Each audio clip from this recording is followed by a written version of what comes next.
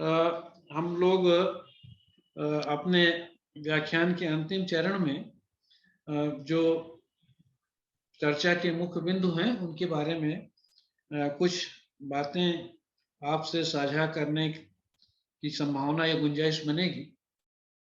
मैं कह रहा था कि और यहीं से मैं अपने व्याख्यान के इस चरण की शुरुआत करूंगा कि क्या ट्रांसलेशन स्टडीज की मेथोडोलॉजी और टेक्निक वही हो या वही होनी चाहिए जो सोशल साइंस के स्टडीज की है या उससे पहले साइंस के स्टडीज के। जैसा कि मैंने कहा कि और आप जानते हैं आज भी कॉमन सेंस के रूप में ये चीज प्रचलित है कि यही कहा जाता है कि यही होना चाहिए, लेकिन इसमें ट्रांसलेशन स्टडीज का जो डिसिप्लिन है, क्योंकि वो लेट कमर है, बहुत बाद में 80s में, जैसा कि मैंने कहा कि फुल फ्लेज ट्रांसलेशन स्टडीज की डिसिप्लिन एस्टेब्लिश होती हैं। इसलिए ट्रांसलेशन स्टडीज की डिसिप्लिन पर ये जो पुराना बैगेज है मेथोडोलॉजी का या एपिस्टीम का या टेक्निक का, जो सोशल साइंसेस पर बहुत गहरा है और आज भी है, और सोशल साइंसेस पर ही नहीं है, मेरा ख्याल है कि लिटरेचर पर भी है। और हम लोग तो, हम जैसे मैं अपने लिए कहूँ मधु जी, हम लोग तो साहित्य के विद्यार्थी हैं, साहित्य पढ़ते हैं। तो साहित्य के अध्ययन में भी आप देखिए कि साहित्य के अध्ययन की जो मेथोडोलॉजी है, चाहे वो रिसर्च के संदर्भ में हो या और कुछ लिखने पढ़ने के संदर्भ में हो, आज भी उसकी चर्चा हम लोग उसी ढंग पर करते हैं या उसी किताब से कई बार कर देते हैं जिसका संबंध या तो सोशल साइंसेस से है, या कोई बहुत ज्यादा आगे बढ़ता है तो वो फिर साइंस की जो मेथोडोलॉजी है उसमें चला जाता है, और जिसका फिर दूसरा सिरा उससे जुड़ता है, जिसको आप फिलॉसफी ऑफ साइंस कहते हैं, साइंस विज्ञान दर्शन जो कहते हैं। इस साइंस की भी एक फिलॉसफी है, वो आप जानते हैं, साइंस की भी एक एपिस्टीम है, और उस एपिस्टीम में कैसे बदलाव हुआ है उसकी जहां पर चर्चा करते हैं उससे बनता है। लेकिन वो एक बहुत लंबा चौड़ा विषय है, उसकी तरफ जाने का भी कोई मतलब नहीं है।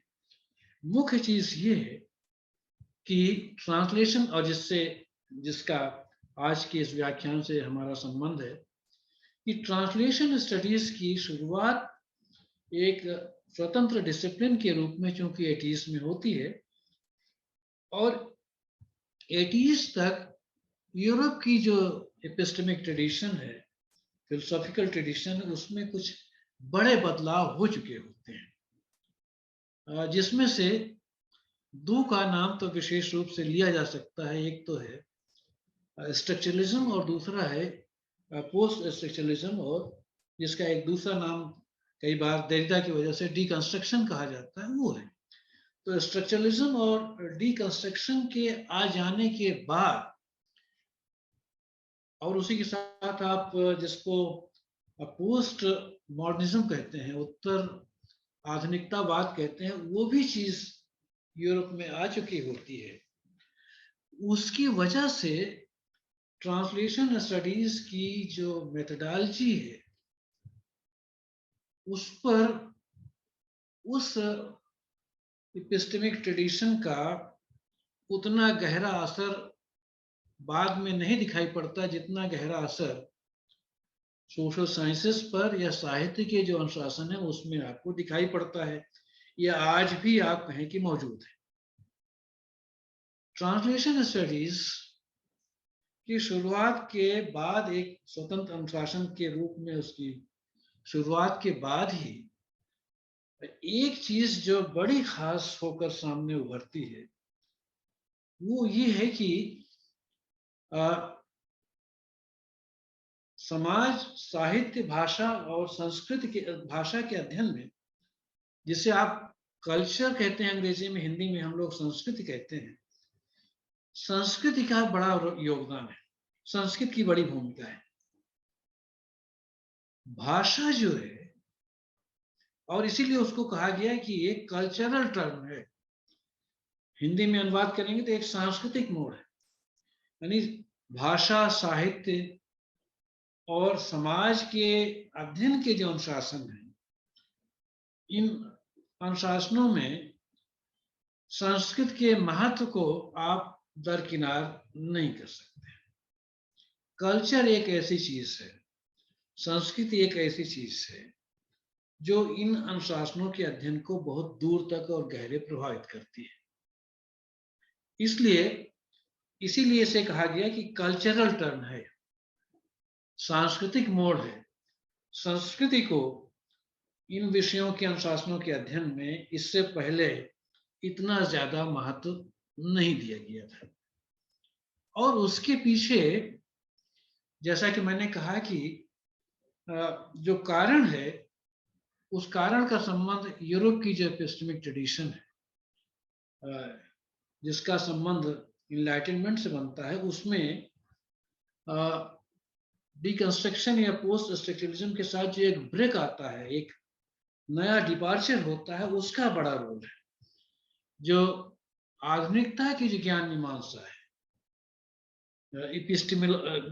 एपिस्टेमोलॉजी है, जिसकी बुनियाद पर अभी तक हम लोग इन अनुशासनों का, जिसमें साहित्य भी शामिल है, अध्ययन करते आए थे। उस एपिस्टेमिक ट्रेडिशन को डिकंस्ट्रक्शन या पोस्ट मॉडर्निटी जिसे आप कहते हैं, उसने लगभग झकझोर दिया। उसकी जितनी भी बुनियादी स्थापनाएं थी, उनको उन्होंने चुनौती दी। डिकंस्ट्रक्शन ने या पोस्ट मॉडर्निटी के साथ जो नए विचार और चिंतन के जो नए आयाम आए,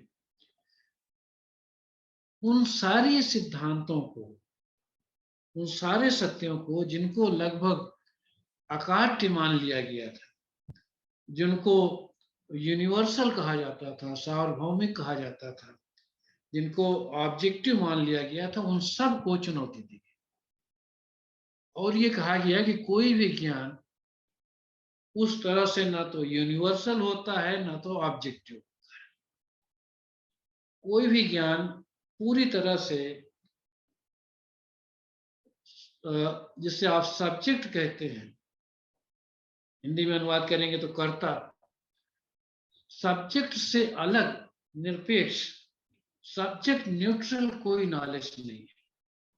जो कर्ता है, जो उसका अध्ययन करने वाला है, उसका प्रभाव उसके ज्ञान पर, उस ज्ञान से जो भी वो निष्कर्ष निकालेगा उस पर पड़ेगा। वो एब्सोल्यूट निरपेक्ष ज्ञान नहीं हो सकता है, जैसा कि एक जमाने में कहा जाता था, और उसके लिए विज्ञान की मेथोडोलॉजी को सामने लाकर लोगों की बोलती बंद कर दी जाती थी। यहां तक ये कहा गया कि जिस साइंस के ज्ञान को हम, साइंस की जिस मेथोडोलॉजी के आधार पर हम कहते हैं कि वो यूनिवर्सल है या ऑब्जेक्टिव है, वो ज्ञान भी उस तरह से यूनिवर्सल और ऑब्जेक्टिव नहीं है जैसे कि आधुनिकता की ज्ञान मीमांसा के आधार पर, इनलाइटनमेंट की ज्ञान मीमांसा के आधार पर एक जमाने तक माना जाता था। एक बड़े मशहूर विज्ञान के दार्शनिक हैं,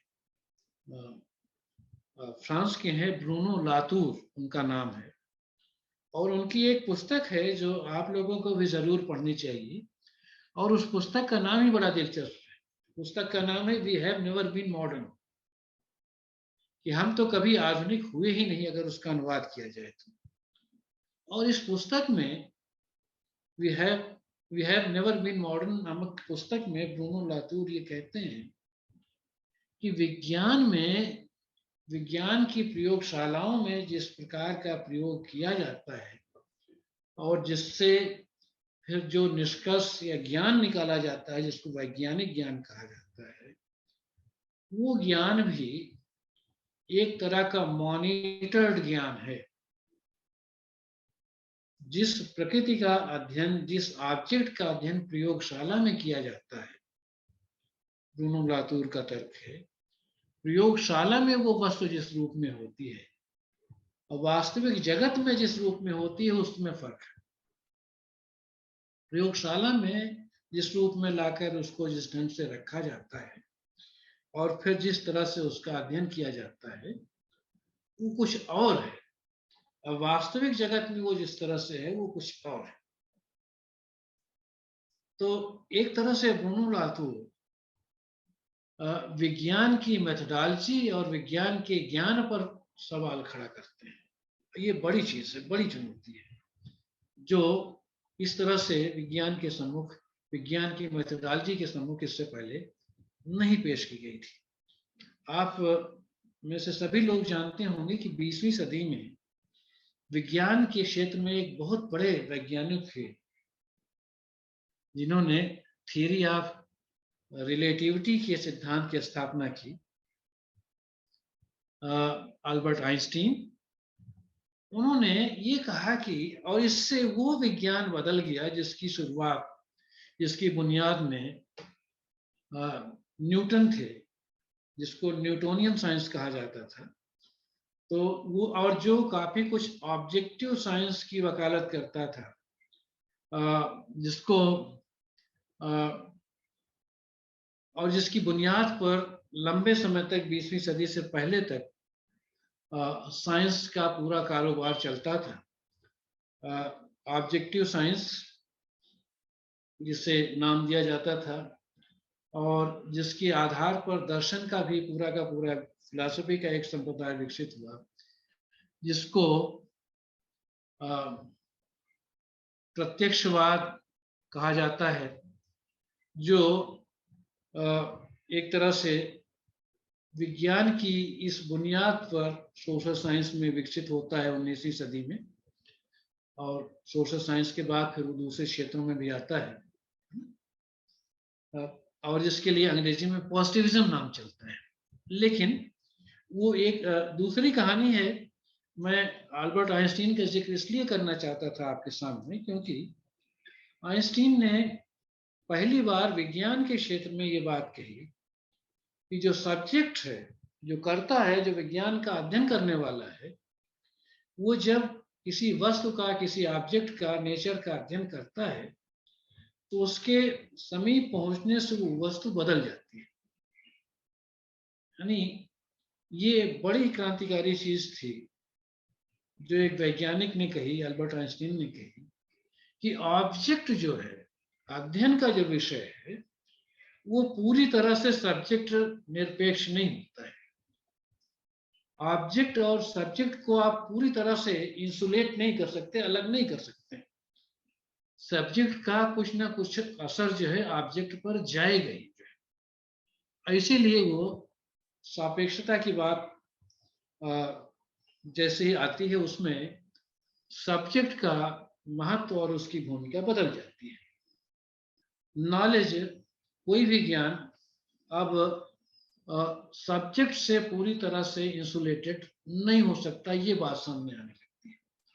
और इस तरह से साइंस की वो जो मेथोडोलॉजी थी, जो चली आ रही थी, जिसमें ये माना गया था कि जो करता है, जो सब्जेक्ट है, वो अपने ऑब्जेक्ट से पूरी तरह से इंसुलेटेड रहता है, निरपेक्ष रहता है, वो बात कहीं ना कहीं प्रश्नांकित हो जाती है, उसके सामने सवाल खड़े हो जाते हैं।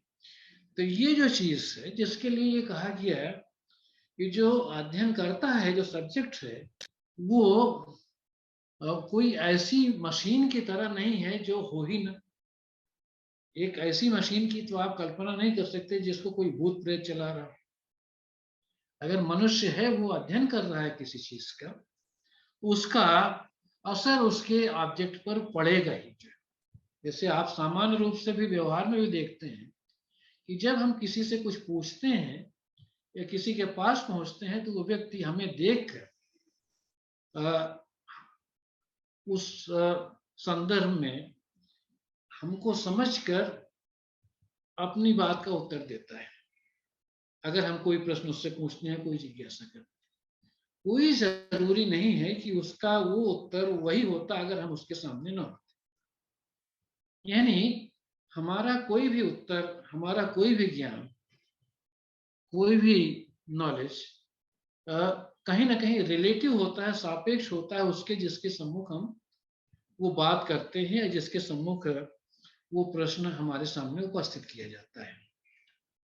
और इसीलिए कहा गया कि वो कोई आर्कमेडियन पॉइंट नहीं हो सकता है जहां सब्जेक्ट यानी अध्ययन करने वाला अपने देश काल से पूरी तरह से निरपेक्ष कहीं किसी बिंदु पर खड़ा हो। आप जानते हैं कि आर्कमेडियन पॉइंट का मतलब ये है कि क्या कि आर्किमिडीज ने कहा कि धरती एक गोल है, लेकिन कोई ऐसा बिंदु नहीं हो सकता है धरती से बाहर जहां खड़ा होकर मैं ये कह सकूं या बता सकूं कि ये धरती गोल है, क्योंकि उस समय तक इस तरह आज की तरह आर्किमिडीज के समय विज्ञान में वायुयान नहीं बना था, इसलिए धरती से बाहर आप नहीं खड़े हो सकते थे। तो कोई भी ऐसा बिंदु नहीं हो सकता, कहने का जो मुख्य मतलब ये है कि जहां अध्ययनकर्ता ऐसी किसी बिंदु पर नहीं खड़ा हो सकता है जो देश काल या संस्कृति निरपेक्ष हो। देश काल या संस्कृति का उसके अध्ययन पर असर पड़ेगा ही, हम न चाहें तब भी पड़ेगा, हम बहुत तटस्थ होना चाहें तब भी पड़ेगा। ट्रांसलेशन स्टडीज के साथ ये बात विशेष रूप से लागू होती है और उसके दो कारण हैं जिसकी मैं चर्चा करके अपना व्याख्यान पूरा करूंगा। मेरा ख्याल है कि 10 मिनट में ले सकता हूं, क्योंकि तभी डेढ़ घंटे पूरे होंगे। जैसा कि मैंने प्रारंभ में कहा था कि ट्रांसलेशन स्टडीज में दो चीजें बड़ी खास हैं, उसकी बुनियाद हैं।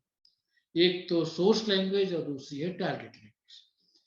एक भाषा की रचना को आप दूसरी भाषा में ट्रांसलेट करते हैं।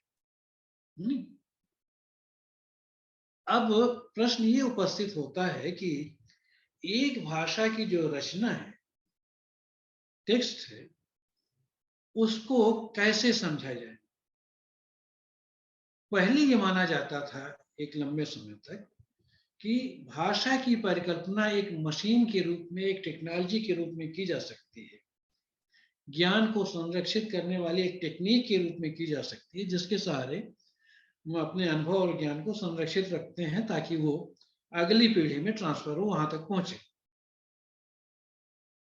एक तरह से भाषा की ऐसी परिकल्पना जिसमें उस भाषा को उसकी संस्कृति, समय और समाज से काफी कुछ निरपेक्ष रूप में देखा जाता था। ट्रांसलेशन स्टडीज के साथ, जैसा कि मैंने पिछले अपने व्याख्यान के हिस्से में कहा, कि एक नई चीज जुड़ती है, और चूंकि ये बाद में अनुशासन विकसित होता है 80s के बाद, जब डिकंस्ट्रक्शन भी हो चुका है, पोस्ट मॉडर्निज्म भी आ चुका है, इसलिए आधुनिकता के ज्ञान की जो मीमांसा है उससे जुड़े हुए जो पुरानी जो सैद्धांतिकी थी, जो मेथोडोलॉजी थी, उसका प्रभाव उस तरह से ट्रांसलेशन स्टडीज पर नहीं है, क्योंकि उसकी शुरुआत ही उस समय होती है जब आधुनिकता की मेथोडोलॉजी को क्रिटिक किया जा चुका है, उसके सामने बहुत सारे सवाल उठाए जा चुके हैं। उसमें जो एक महत्वपूर्ण सवाल जो आया वो ये था कि भाषा को आप उसकी संस्कृति से अलग कर नहीं समझ सकते, क्योंकि भाषा में आप जानते हैं दो चीजें हैं, शब्द है और शब्द का जो अर्थ है। तो शब्द का अर्थ संस्कृत के संदर्भ में ही खुलता है, संस्कृत से अलग कर, उससे निरपेक्ष करके आप शब्दों का अर्थ नहीं कर सकते हैं।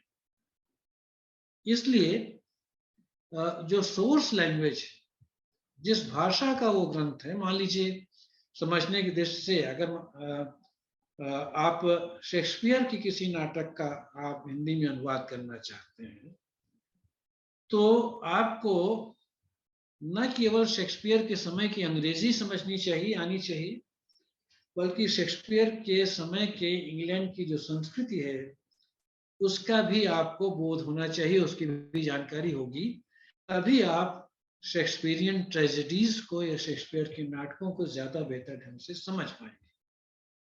इसलिए जो पहली बात कही गई, और ये पुरानी मेथोडोलॉजी में एक नया डिपार्चर है, प्रस्थान है कल्चरल स्टडीज, वो cultural term in translation studies में, कि जो सोर्स लैंग्वेज का टेक्स्ट है जिससे आपको अनुवाद करना है, उसकी भाषा ही जाननी जरूरी नहीं है, साथ ही साथ उस भाषा से जुड़ी हुई जो कल्चर है, संस्कृति है, उसको जानना भी जरूरी है।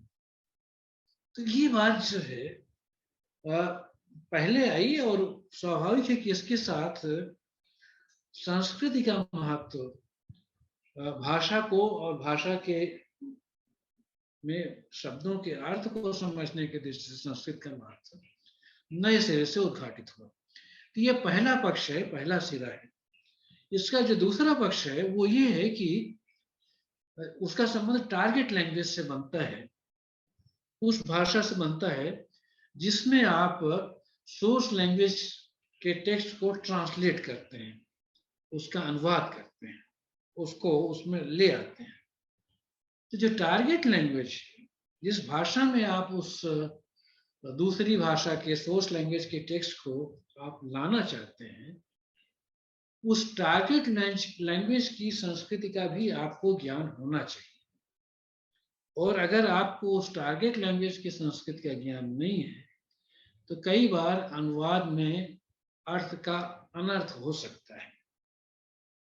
सूत्र रूप में कहें समझने की दृष्टि से, क्योंकि समय लगभग पूरा होने वाला है, 5 मिनट ही मेरा ख्याल है कि शेष रह रहा है, कि सोर्स लैंग्वेज और उसकी संस्कृति कल्चर, और टारगेट लैंग्वेज की जो कल्चर है उसको भी समझना जरूरी है। और अगर ये नहीं होगा तो फिर हम ज्यादा अच्छा सार्थक अनुवाद नहीं कर पाएंगे। वो इसलिए क्योंकि जो अर्थ है, जो अर्थबोध है, वो संस्कृति सापेक्ष होता है, उस संस्कृति से जुड़े हुए व्यक्ति के सापेक्ष होता है। उसका अर्थ टारगेट लैंग्वेज में कोई जरूरी नहीं है कि वही हो जो सोर्स लैंग्वेज में रहा है। जिसको तुलसीदास ने अपने ढंग से कहा कि बूंदी भूमि परत व ढाबर पानी, जिम जीवे माया लिपटाने की। जैसे पानी बरसात में बरसता है तो डाबर हो जाता है, गंदला हो जाता है, जैसे वो धरती की मिट्टी से वो छूता है, उसका स्पर्श उसको होता है। वैसे ही एक भाषा का टेक्स्ट जब दूसरी भाषा में आता है ट्रांसलेशन के दौरान, उस भाषा के टेक्स्ट में उस दूसरी संस्कृति के अनुरूप कुछ ना कुछ बदलाव घटित होता है, वो वैसा का वैसा नहीं हो सकता है। और इसको ट्रांसलेशन स्टडीज की मेथोडोलॉजी में कहा जाता है loss and gain in translation. Loss and gain का मतलब है कि कुछ चीज खो जाती है और कुछ उसमें नया जुड़ जाता है। यानी जब आप एक भाषा के टेक्स्ट को दूसरी भाषा में ट्रांसलेट करते हैं तो आप चाह कर भी हूबहू वैसे पूरा का पूरा एक भाषा से उलटकर दूसरी भाषा में नहीं ला सकते हैं, क्योंकि भाषा का जो चरित्र है, स्वभाव है, वो इत्र की शीशी की तरह नहीं है कि एक शीशी को आप खोलें और उस शीशी का इत्र आप दूसरी शीशी में जो खाली है उसमें डाल दें। भाषा का स्वभाव ऐसा है कि वो, जैसा कि मैंने कहा, कि वो संस्कृति सापेक्ष है, और एक अलग संस्कृति में जब कोई टेक्स्ट अनुदित होकर जाता है तो उसमें उसका रूप कुछ बदल जाता है। आप जानते हैं, समय नहीं तो उसकी चर्चा मैं कर सकता था विस्तार से। विशेष रूप से साहित्य में कविता के अनुवाद में ये बात विशेष रूप से दिखाई पड़ती है कि जो उसकी जो रिदम है, उसकी जो लय है, उसका जो संगीत है, उसका जो विन्यास है, वो दूसरी भाषा में उस तरह से आप ट्रांसफर नहीं कर सकते हैं ट्रांसलेशन में। यानी कुछ छूट जाता है, लॉस होता है कुछ। लेकिन इसी के साथ साथ जब दूसरी भाषा में कोई रचना आप ट्रांसलेट करते हैं तो उसकी मेथोडोलॉजी में इस बात का ध्यान रखना पड़ेगा कि उसमें कुछ चीजें ऐसी जुड़ जाती हैं, गेन होता है, कुछ मिल जाता है ऐसा जो मूल में नहीं था। सोर्स लैंग्वेज के टेक्स्ट में जो बात नहीं थी वैसी कोई बात टारगेट लैंग्वेज में जुड़ जाती है, और सोर्स लैंग्वेज में जो बात थी उसका कुछ उसमें छूट जाता है। इसी को कहा जाता है loss and gain in translation. हूबहू ज्ञान उस तरह से संभव नहीं, हूबहू ट्रांसलेशन उस तरह से संभव नहीं। अब उसकी चर्चा के लिए, और इसीलिए कहा जाता है कि कोई भी अनुवाद, कोई भी ट्रांसलेशन पूरी तरह से एब्सोल्यूट ट्रांसलेशन नहीं हो सकता है। अनुवाद के नाम पर हम, एक जर्मनी के बड़े आलोचक हुए जिनका नाम है वाल्टर बेंजामिन, उन्होंने लिखा है कि अनुवाद अंततः री राइटिंग है। अनुवाद के नाम पर हम वास्तव में सोर्स लैंग्वेज के टेक्स्ट का पुनर्लेखन करते हैं, नए सिरे से लिखते हैं। हम हूबहू उसको उस तरह से रिप्रोड्यूस नहीं कर सकते, और उसका कारण है भाषा। क्योंकि जब भाषा बदलेगी तो भाषा के साथ जो उसका अर्थ है, उसका जो बोध है, वो इस तरह से जुड़ा हुआ है कि हूबहू वो उस तरह से ट्रांसलेट नहीं होता है। कुछ रह जाता है, लॉस हो जाता है कुछ, और कुछ उसमें जुड़ जाता है। इसको आप इस तरह से समझ सकते हैं जैसे हमारे यहाँ, हमारी परंपरा में अवतार की अवधारणा है कि अवतार होता है तो हर अवतार पुराने अवतार से कुछ अलग होता है। ईश्वर वही है, लेकिन हर बार वो नए रूप में अवतार लेता है। तो भले ही संवेदना या विचार वही हो जो सोर्स लैंग्वेज में है, लेकिन जब टारगेट लैंग्वेज में आएगा तो कुछ ना कुछ वो बदल जाएगा, उसका रूप, उसका अवतार कुछ और हो जाएगा, हूबहू वही नहीं रहेगा। वो संस्कृत की वजह से भी होता है और काल के अंतराल की वजह से भी होता है। और इसीलिए आप देखते हैं कि एक ही भाषा के, एक ही टेक्स्ट का अलग अलग समय में अलग अलग लोगों के द्वारा किए गए अनुवाद में भी काफी अंतर आता है।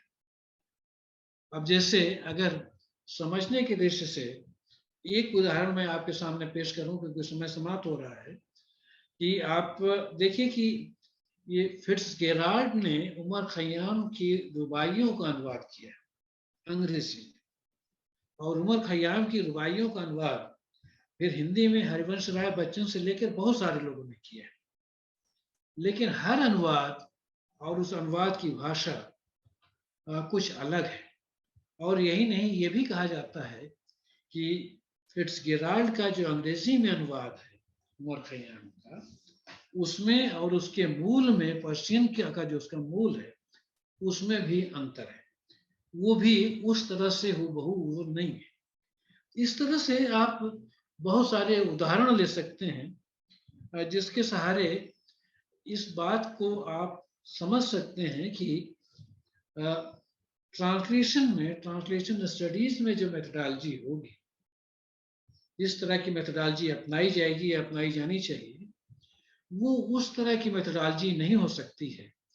साहित्य के लिए भी ये बात लागू होती है। जिस मेथोडोलॉजी का इस्तेमाल सोशल साइंस में होता है या साइंस में होता है, और जिस मेथोडोलॉजी का इस्तेमाल एक समय तक हम साहित्य के अध्ययन में भी करते रहे, उसमें ट्रांसलेशन में, और आप प्रकारांतर से साहित्य के अध्ययन के लिए भी कह सकते हैं कि व्यक्ति का, सब्जेक्ट का, उसके देश काल का और उसकी संस्कृति का एक महत्व होगा। जेंडर का भी उसके महत्व होगा कि आप पुरुष हैं कि स्त्री हैं, आप यूरोप के रहने वाले हैं कि भारत के रहने वाले, यूरोप अफ्रीका के रहने वाले, इन सारी चीजों का एक महत्व और एक भूमिका होगी।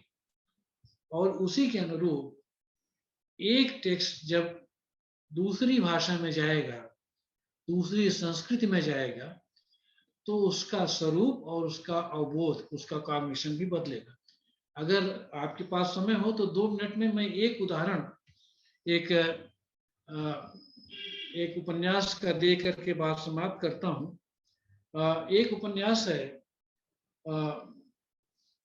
अंग्रेजी में मलयालम का उपन्यास है, इंदुलेखा नाम से जो है, और उसके अभी उपन्यासकार का नाम मुझे ध्यान आ जाएगा तो फिलहाल मेरे अभी तो मैं बता दूंगा।